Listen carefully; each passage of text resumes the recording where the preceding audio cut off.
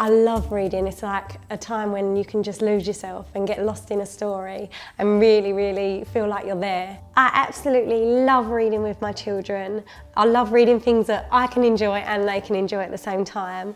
We constantly are reading Roald Dahl. I think he's hilarious. Here's a passage from one of our favourite stories, The Twits. Mr. Twit was one of these very hairy-faced men. The whole of his face, except his forehead, his eyes and his nose was covered with thick hair. Mr. Twit felt that his hairiness made him look terrifically wise and grand. But in truth, he was neither of these.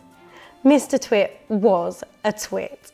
The book I'm reading at the moment is Moriarty by Anthony Horowitz, and everyone's been raving about it. A bit of crime, a bit of mystery. Everyone loves Sherlock Holmes. I'm going to read you a little passage.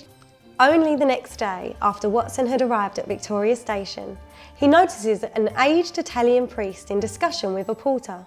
Later, the priest enters his carriage and the two of them sit together face to face for several minutes before Watson recognises his friend. Holmes's disguises were so brilliant that he could have spent the next 3 years as a Catholic priest without anyone being the wiser. I love the fact that he can disguise himself and not even his friends recognise him. A part of me wishes I was a bit more like that. I mean, physically, I can disguise myself, but as soon as I open my mouth, everyone knows that it's me. I remember at school I studied The Merchant of Venice.